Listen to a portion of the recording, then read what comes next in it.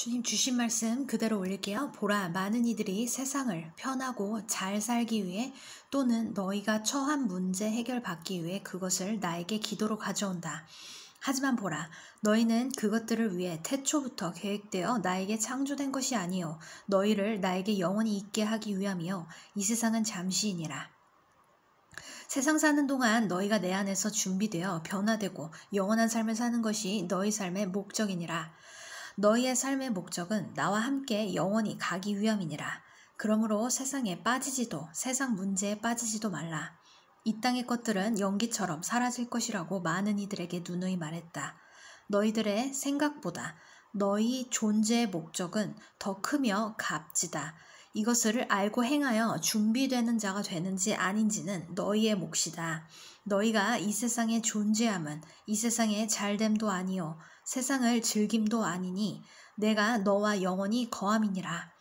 내가 너희에게 바라는 것은 내 안에서 티 없이 이 땅에서 준비된 자로 부단히 노력할 것이며 그것들이 다 헛되지 않음을 알길 원한다. 제가 하나님 음성을 듣기 시작했을 때 환상으로 보여주신 것 중에 하나가 예수님이 저를 이제 구름 위에 저를 데리고 가셔서 이 세상이라는 것을 보여주신 적이 있습니다. 아스팔트가 보이고요. 찻길이 보여졌고 거기 위에 뭐 자동차도 다니고 나무도 심어져 있었고 그냥 일반 길이었어요. 근데 예수님이 손가락으로 툭 이렇게 건드셨는데 그게 물처럼 번지더니 그 장면이 스크린이었다는 걸 깨닫게 해주셨어요. 우리 영화 볼 때 왜 프로젝터를 그 하얀 벽에 싸서 이렇게 보는 스크린 있죠? 딱 그거였습니다. 근데 그 스크린이 사라지면서 천국만 남았어요. 그러니까 세상이란 게 없어지고 천국만 남았어요. 그래서 눈을 떴는데 제 눈에 보이는 거는 뭐 TV, 그리고 제가 앉아있는 소파, 그리고 그 장소는 우리 집 거실이었습니다. 근데 이 느낌이 제가 위에서 밑으로 이제 쭉 내려온 기분이었는데 오히려 내가 있는 이 집, 이 세상이 가상현실 같고 방금 보았던 천국이 진짜인 듯한 그런 느낌을 확 받았습니다. TV가 보였고 소파, 그리고 제가 있었던 집, 이런 것들이 아까 보는 천국에 비하면 너무 하찮은 것 같고 굉장히 값어치 없이 보여지는 거예요. 그러나 우리는 이 세상에서 어떻게 살고 있죠? 직장에서 자존심 싸움하고 가정에서 상처받고 나라는 걸 지켜내려고 더 잘 살기 위해 세상적 노력을 굉장히 많이 열심히 하면서 살고 있죠. 하나님께 드리는 것보다 세상에서 열심히 더 커요. 하나님 자녀인 우리들은 이 세상을 아까 내가 말했던 것 같이 잠시 스크린을 보고 있는 거라고 생각하고 살아가는 게 어쩌면 더 맞을 것 같습니다. 사람이 힘든 이유는 힘든 게 꼭 끝나지 않을 것 같고 행복한 건 유지되지 못할까 봐 힘들지만 사실 세상은 주님이 연기처럼 사라질 것이라고 말씀하시면서 성경에도 이제 누누이 말씀하셨죠. 그 시편 144편 4절 말씀, 사람은 헛것 같고 그의 날은 지나가는 그림자 같으니이다. 야고보서 4장 14절 말씀에도 내일 일은 너희가 알지 못하는도다. 너희 생명이 무엇이냐? 너희는 잠깐 보이다가 없어지는 안개니라.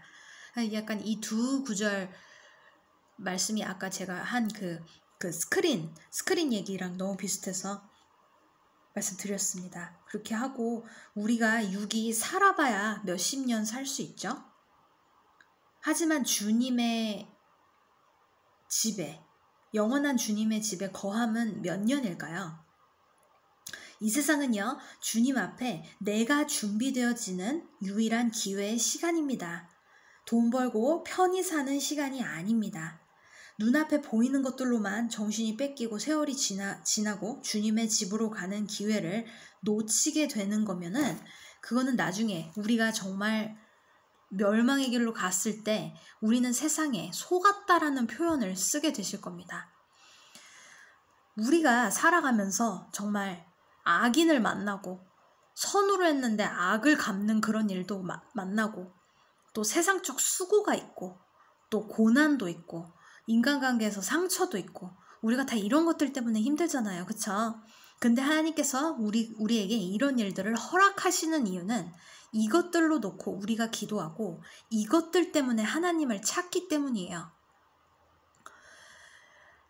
정말 우리가 어려움이 있거나 도움이 필요할 때, 그때는 우리보다 힘이 있는 사람 찾아가서 도움 청하잖아요, 우리. 그쵸? 우리가 의지하고 싶은 사람 찾아가서 전화라도 하고 하소연이라도 하잖아요. 그쵸? 근데 우리가 정말 모든 면에서 100% 만족이 되고 충족이 되고 행복하고 내가 이 세상에서 정말 가장 권력 있는 사람이고 도움이 정말 필요가 없는 사람이라고 느껴서 어려움도 없을 때는 우리는 도움 찾지 않습니다. 그 누구에게도. 그렇기 때문에 하나님은 나에게로 와라. 자녀들아, 나에게로 와서 나에게 기도하고 나에게 얘기하고 나에게 질문하고 나에게 모든 것을 내려놓아라. 이렇게 하나님은 그렇게 말씀하고 계신 거예요. 근데 세상 사람들을 나가서 어떻게 하죠? 그런 수고가 있고 상처 있고 고난 만났을 때 기분 전환하려고 쇼핑하고 나가서 돈 쓰고 술도 마시고 수다도 떨고 사람들에게 받은 상처 사람한테 풀라고 하고 그렇게 하고 있죠? 그런다고 괜찮아지지 않아요. 세상에서 받은 고난은 세상 것들로 또 치유될 수가 없어요. 이렇게 한다고 이게 잠깐 기분이 나아진다고 뭐 그러면서 힐링됐다고 하죠. 그게 일시적인 거지.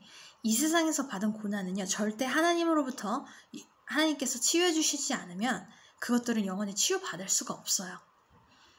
그래서 우리 하나님의 자녀는 하나님을 끊임없이 찾으면서 하나님께 내려놓고 하나님과 소통하면서 이것들을 치유해 나가면서 말씀 붙잡고 그러면서 우리를 영적으로 성장시키고 강해지고 단단해지면서 더 나은 준비된 저로 변화시키는 그런 삶을 살아야 합니다.